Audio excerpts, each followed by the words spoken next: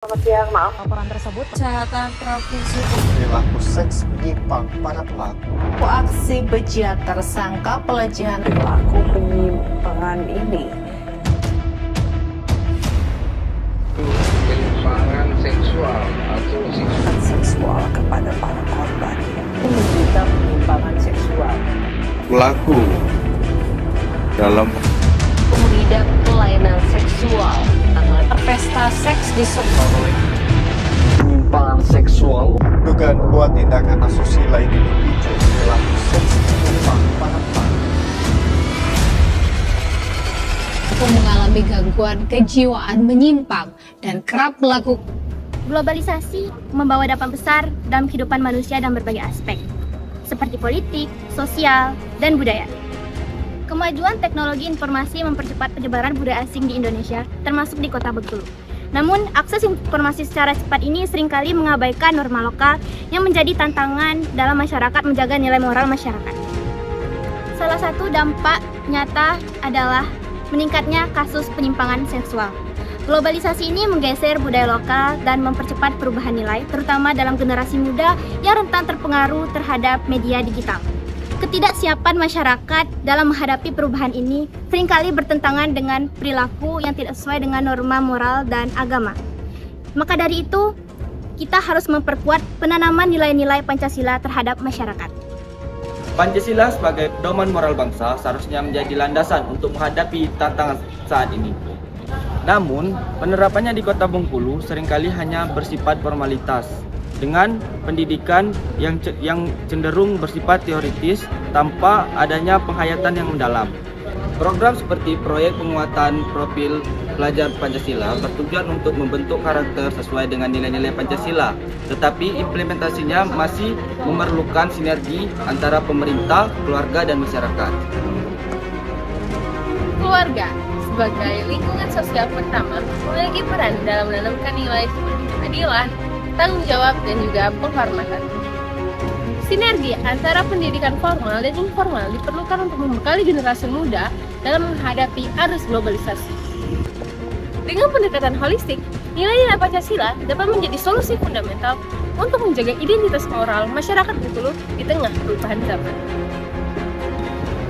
Ini adalah tanggapan mereka mengenai penanaman nilai-nilai Pancasila dalam mencegah penyimpangan seksual di Kota Bengkulu. Tentu saja itu akan menjadi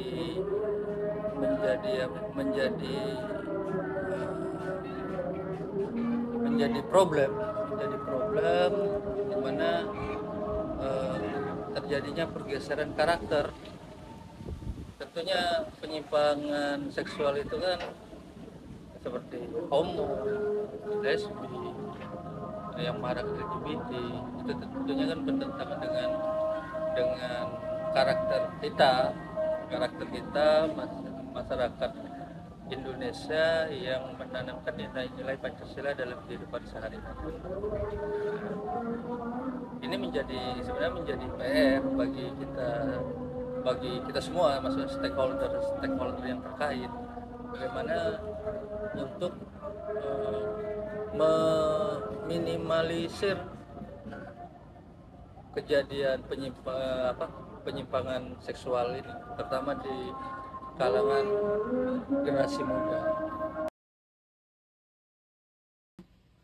Untuk nilai-nilai Pancasila, baik ke masalah individu itu kita harus menanamkan ya secara jiwa, setiap jiwa, mulai dari ketuhanan yang Maha Esa sampai ke Pancasila yang kelima, keadilan sosial bagi seluruh rakyat Indonesia. Itu dalam Pancasila sila pertama, yaitu adalah modal pokok kita baik sebagai prajurit maupun sebagai perorangan.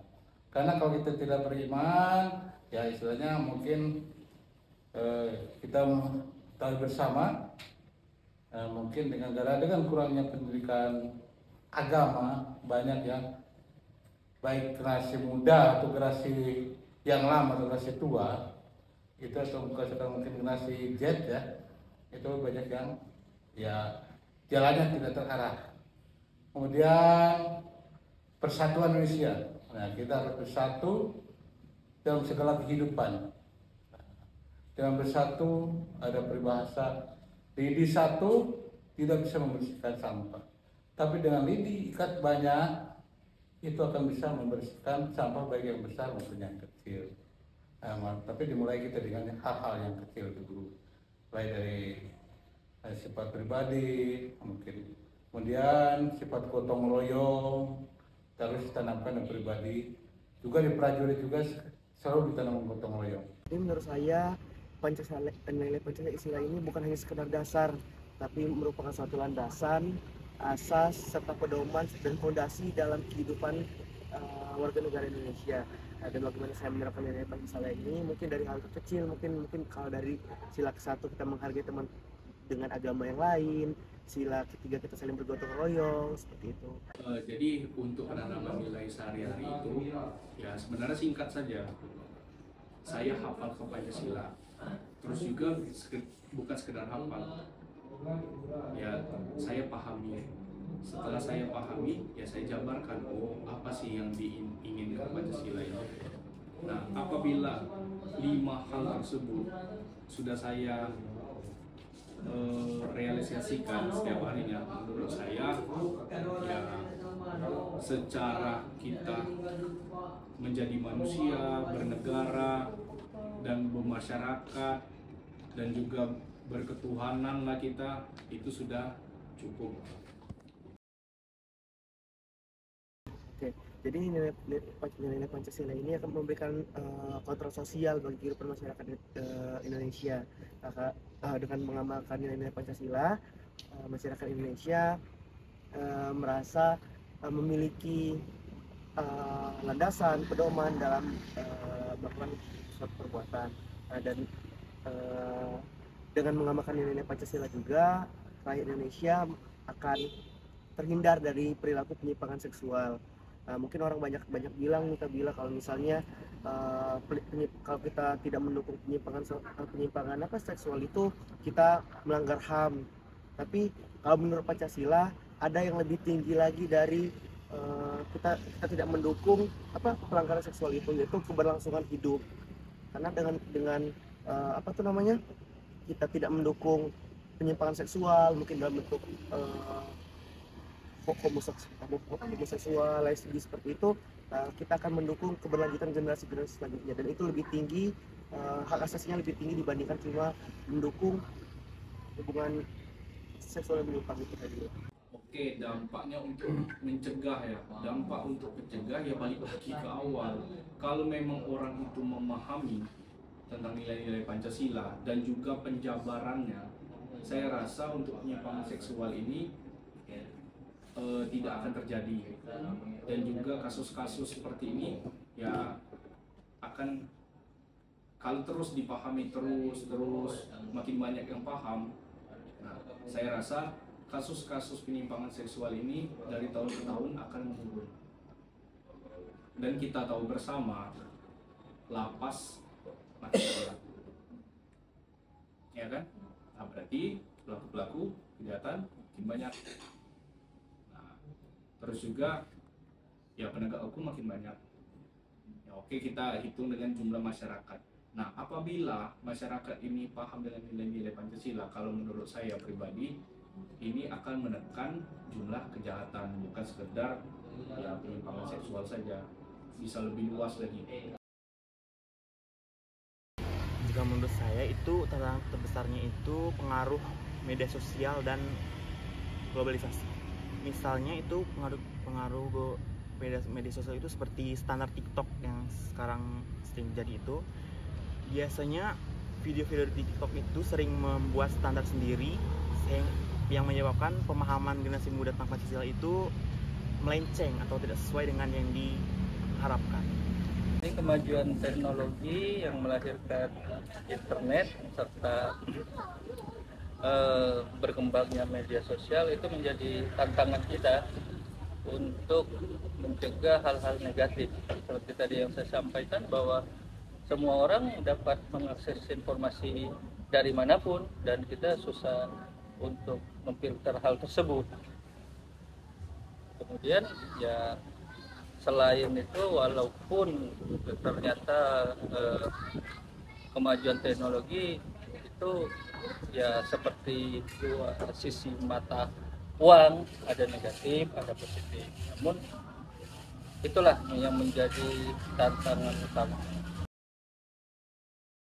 Itu berbentuk sosialisasi ya kepada mahasiswa, kepada ormas, kepada pelajar tentang penanaman nilai-nilai Pancasila dalam kehidupan sehari-hari. Kalau kami namanya preventif, pencegahan. Nah, pencegahan itu utamanya ada di Binmas. Binmas. Nah, dan juga berkontribusi dengan PPA. Nah, jadi kami juga sering diundang jadi narasumber untuk mencegah hal tersebut. Dan juga dalam hal mencegah hal tersebut tidak mungkin kepolisian sendiri, ya, bekerjasama dengan Puspengpol, Kodim, UPT PPA, WCC, PPA Provinsi, dan lembaga-lembaga lainnya yang berhubungan dengan perempuan dan anak, dan juga mungkin dalam hal seksual atau penyimpangan. Gerakan namanya Sriwijaya Gerakan Nasionalisme, ya, dengan mengadakan mulai Babinsa, anggota Kodim Babinsa dan Ramil sampai Bapak Danrem dan Pangdam itu menjadi inspektur upacara di sekolah-sekolah yang ada di wilayahnya. Itu untuk gerakan nasionalis adalah program unggulan Bapak Pangdam kita. Oke, yang berperan ya, berperan itu tidak hanya mungkin penegak hukum, ya, yang utamanya dari sekolah, dan sekolah juga terbatas, sekolah dasar ya, sekolah dasar juga terbatas. Balik lagi ke keluarga, orang tua itu juga punya tanggung jawab untuk mendidik anak-anaknya. Nah, dalam hal ini kalau dia berpegang dengan nilai-nilai Pancasila, menurut saya itu sudah baik. Apalagi dia bisa menjabarkan, bisa memahami jabaran-jabaran dari nilai-nilai Pancasila.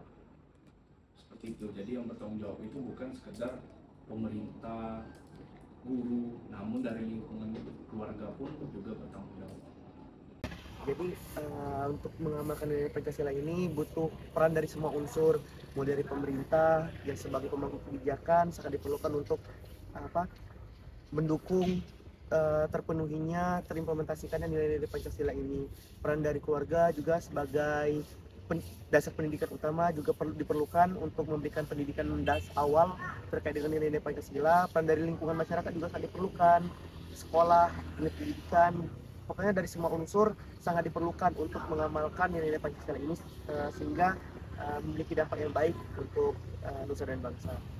Melalui wawancara ini, kita dapat melihat bahwa penanaman nilai-nilai Pancasila memiliki peran yang begitu penting dalam membentuk moralitas dan etika masyarakat, khususnya dalam mencegah penyimpangan seksual.